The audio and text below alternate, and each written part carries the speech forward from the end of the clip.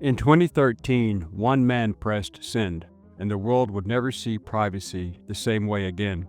His name? Edward Snowden. To some, he's a whistleblower, an American patriot who risked everything to warn us of mass surveillance. To others, he's a traitor who handed classified secrets to America's enemies. But how did an ordinary systems administrator become the most famous fugitive on Earth? Today on Forgotten History, we're uncovering the story of Edward Snowden. Who is Edward Snowden? What did he do? Why did he do it? Why is he a fugitive? Should he be hailed as a hero or traitor? Hello, I'm Colin Heaton, former history professor, Army and Marine Corps veteran, and welcome to this episode of Forgotten History.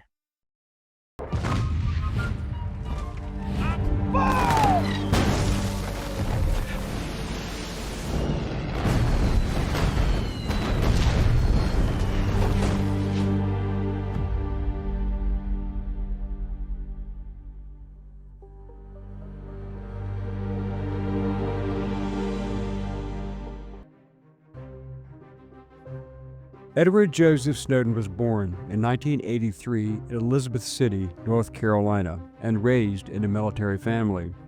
His father, Lonnie, was a warrant officer in the U.S. Coast Guard, and his mother, Elizabeth, was a clerk at the U.S. District Court for the District of Maryland. His older sister, Jessica, was a lawyer at the Federal Judicial Center in Washington, D.C.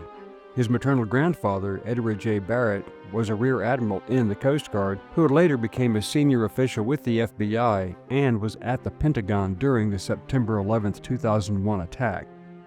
In the early 1990s, while still in grade school, Snowden moved with his family to Fort Meade area of Maryland. During high school, he contracted mononucleosis and missed nearly 9 months of classes, ultimately dropping out, but later earned his GED.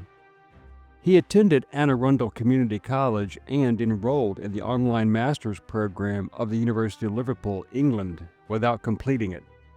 In 2005, he worked for the University of Maryland. The following year, he joined the Central Intelligence Agency, and in 2009, he moved to Dell Corporation, where he managed computer systems for the National Security Agency. In 2013, he spent 2 months at Booz Allen Hamilton, where his primary goal was to gather additional NSA documents. Over the years, he had held a range of positions, beginning as a security guard, then working for the CIA, and later serving as a contractor for the NSA. During his time as a contractor, he had deep access to classified intelligence gathering operations as a systems administrator and infrastructure analyst. This was giving him access to some of the most sensitive information on Earth. He wasn't a James Bond spy in the field. He was a digital locksmith, a man with the keys to the kingdom, and those keys would soon open a Pandora's box. In 2013, Snowden was working in Hawaii for the NSA through Booz Allen Hamilton when he came across something. In Hawaii, from the outside, it looked like paradise, palm trees, beaches, and a steady paycheck. But behind his computer screen, Snowden watched as the U.S. government built a surveillance machine unlike anything the world had ever seen, and he was a part of it. In what he considered a personal mission, he copied tens of thousands of classified files and booked a one-way ticket to Hong Kong. He took tens of thousands of classified documents and met with journalists Glenn Greenwald, Laura Poitras, and Ewan MacAskill, providing them with documents detailing global surveillance programs. The meeting was cloak and dagger. In a Hong Kong hotel room, Snowden, nervous, soft-spoken, handed over digital evidence that the NSA was spying not just on enemies, but on everyone, including U.S. citizens. The files revealed secret programs that shocked the world. One was called PRISM, a program that allowed the NSA to directly access the servers of tech giants like Google, Facebook, and Apple. They surveilled average Americans without warrants. This was called upstream collection, tapping into the internet's backbone, vacuuming up emails, chats, and browsing data. This included metadata programs, logging the phone records of millions of Americans, who they called, when, and for how long. They had the phone numbers, the times of the calls, the contacts, and the length of the conversations. These revelations exposed retired United States Air Force Lieutenant General and former Director of National Intelligence, James Robert Clapper, Jr. Clapper held several key positions within the United States intelligence community, such as Director of the Defense Intelligence Agency from 1992 until 1995. Clapper was the first Director of Defense Intelligence within the Office of the Director of National Intelligence and simultaneously the Undersecretary of Defense for Intelligence under President George W. Bush. Clapper served as the Director of the National Geospatial Intelligence Agency from September 2001 until June 2006. James Clapper denied under oath during a congressional hearing that any of this had happened intentionally.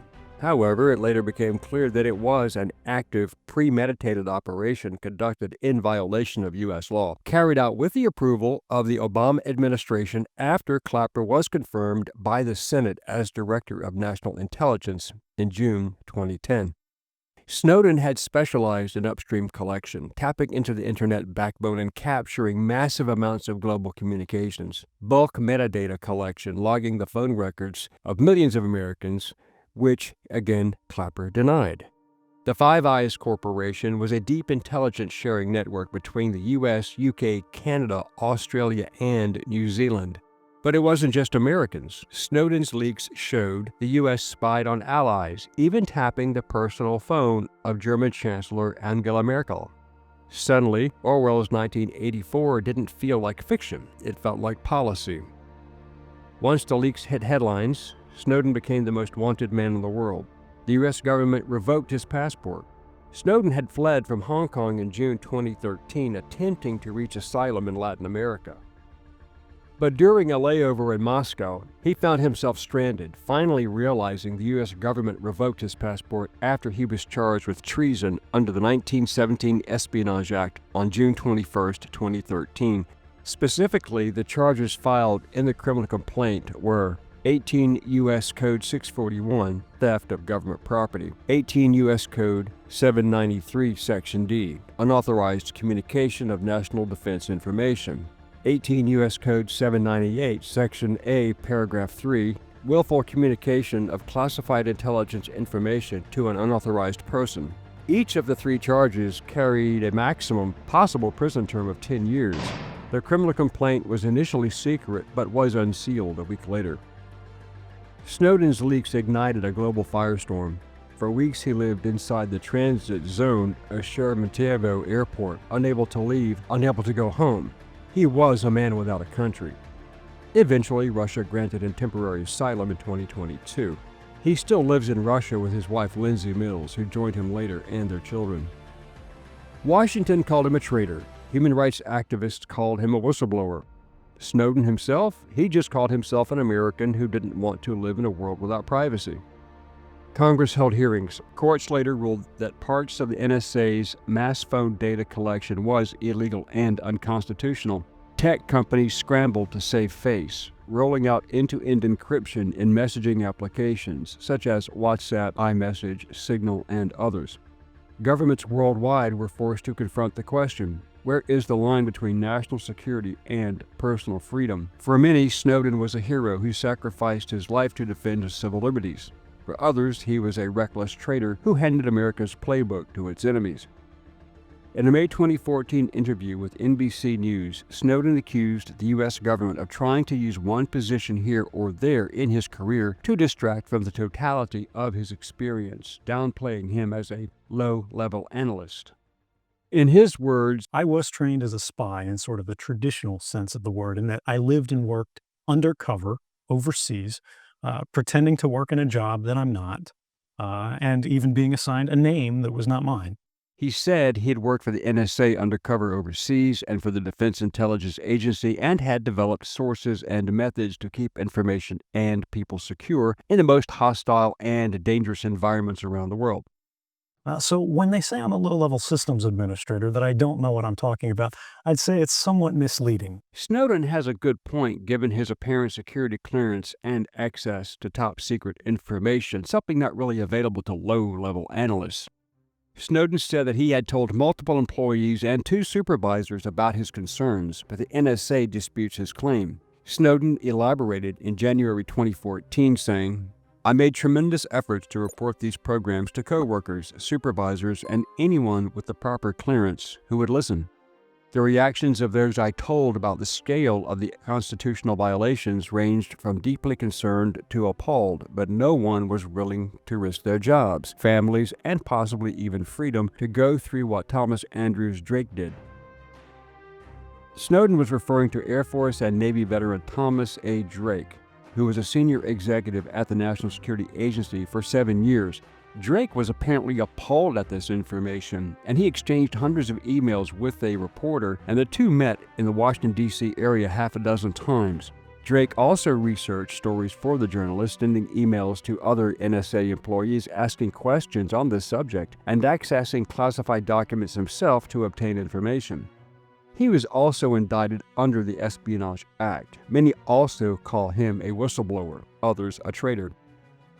In 2016, Snowden became the president of the Freedom of the Press Foundation, a San Francisco-based nonprofit organization that aims to protect journalists from hacking and government surveillance.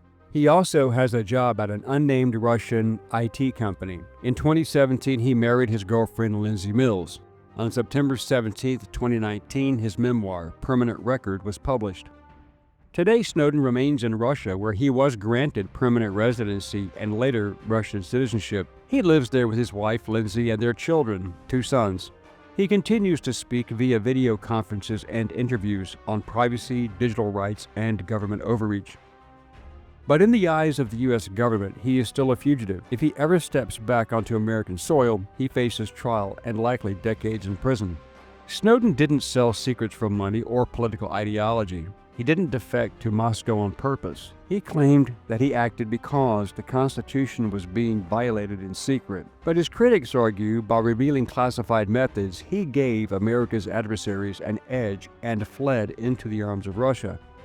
One of the great arguments against Snowden's method was that he could have gone to any one of the senators or representatives on their respective intelligence committees in closed-door depositions and presented his evidence. However, Snowden's response to that was that he did not know who he could trust, Republican or Democrat, regarding the constitutional violations. And he may have a point. Officials label him a traitor who damaged U.S. national security. The intelligence community argued the leaks helped adversaries like Russia and China adapt against U.S. surveillance. The courts later ruled that parts of the NSA's bulk phone data collection was in fact illegal and unconstitutional. This supports Snowden's methods and his purpose. In the end, Snowden's story is less about one man and more about us. How much freedom are we willing to trade for security? How much surveillance can democracy survive? And perhaps the most haunting question of all, if one man with a thumb drive could change the world, what else don't we know? But what about those who were responsible for all of this? Well, Clapper himself was accused of perjury for telling a congressional committee hearing that the NSA did not spy or collect any type of data on millions of Americans.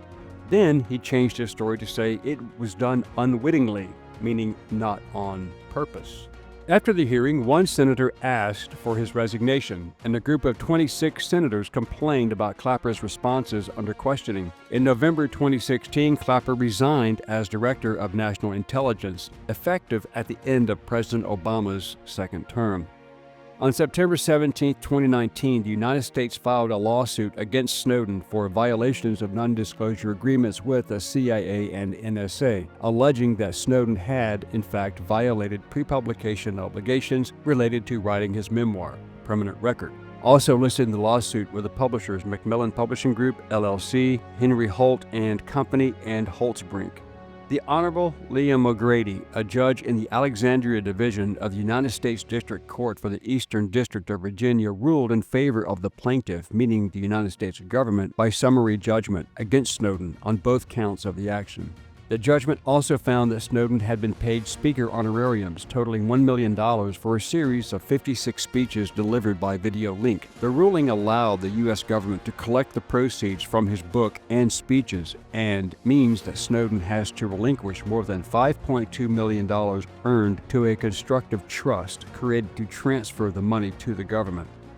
Edward Snowden exposed the largest leak of classified surveillance programs in U.S. history, ignited a global debate on privacy and government spying, and remains a fugitive in Russia.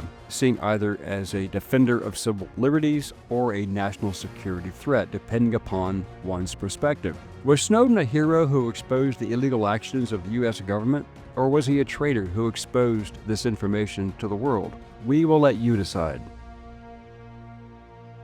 Thank you for watching this episode of Forgotten History. If you liked what you saw, please click like, share, and subscribe. And if you would like to assist with the ever-increasing cost of production, please consider becoming a channel member and joining our Patreon page.